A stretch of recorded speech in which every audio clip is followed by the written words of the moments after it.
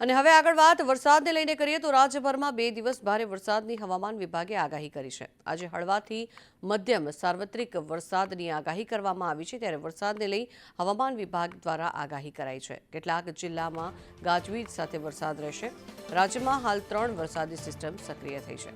વરસાદી સિસ્ટમના કારણે થઈને વરસાદ રહે તેવી શક્યતાઓ છે, ત્યારે બનાસકાંઠા, પાટણ, મહેસાણામાં પણ વરસાદને લઈને ઓરેન્જ એલર્ટ આપવામાં આવ્યું છે, ત્યારે સાબરકાંઠા, અરવલ્લી અને મોડાસામાં ઓરેન્જ એલર્ટ અપાયું છે। દાહોદ, છોટાઉદેપુર અને નર્મદામાં પણ ઓરેન્જ એલર્ટ અપાયું છે, ત્યારે ડાંગ, વલસાડ અને નવસારીમાં પણ વરસાદને લઈને ઓરેન્જ એલર્ટ આપવામાં આવ્યું છે। દાદરાનગરમાં પણ ઓરેન્જ એલર્ટ આપવામાં આવ્યું છે, ત્યારે અમદાવાદ અને ગાંધીનગરમાં પણ મધ્યમ વરસાદની હવામાન વિભાગ દ્વારા આગાહી કરવામાં આવી છે। સુરત, ભરૂચ અને રાજકોટમાં પણ મધ્યમ વરસાદ રહી શકે છે, તો આ તરફ જામનગર અને ભાવનગરમાં પણ હળવા વરસાદની આગાહી કરાઈ છે। જોકે આ દરમિયાન માછીમારોને પણ 2 ઓગસ્ટ સુધી દરિયો ન ખેડવા માટે ખાસ સૂચન કરાયું છે।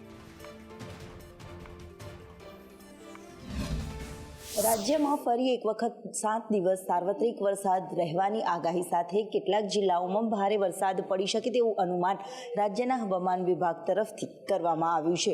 હાલ રાજ્યમાં એક સાથે 3 વરસાદી સિસ્ટમ સક્રિય થઈ છે, જેની અસર ગુજરાતના ઉત્તર ગુજરાતના કેટલાક ભાગો, મધ્ય ગુજરાતના કેટલાક ભાગો અને દક્ષિણ ગુજરાતના કેટલાક ભાગોમાં આજે ભારે વરસાદ પડી શકે, જેને લઈને જરૂરી એલર્ટ આપવામાં આવ્યા છે, જેમાં ઉત્તર ગુજરાતના બનાસકાંઠા, પાટણ, મહેસાણા, સાબરકાંઠા, અરવલ્લી સહિત મહીસાગર સહિતના વિસ્તારોમાં સામાન્યથી મધ્યમ તો ક્યાંક ભારે વરસાદ પડી શકે છે। દાહોદ, છોટાઉદેપુર, નર્મદા, તાપી, ડાંગ, નવસારી, વલસાડ, દાદરાનગર હવેલીમાં ઓરેન્જ એલર્ટ સાથે ભારે વરસાદ આજે પડી શકે છે, તો બીજી તરફ સમગ્ર કચ્છ પંથકમાં યલો એલર્ટ સાથે સામાન્યથી મધ્યમ વરસાદની આગાહી આપવામાં આવી છે। બીજી તરફ મધ્ય ગુજરાતના અમદાવાદ, ખેડા, આણંદ, વડોદરા સહિતના વિસ્તારોમાં સામાન્યથી મધ્યમ તો છૂટોછવાયો વરસાદ પડી શકે છે।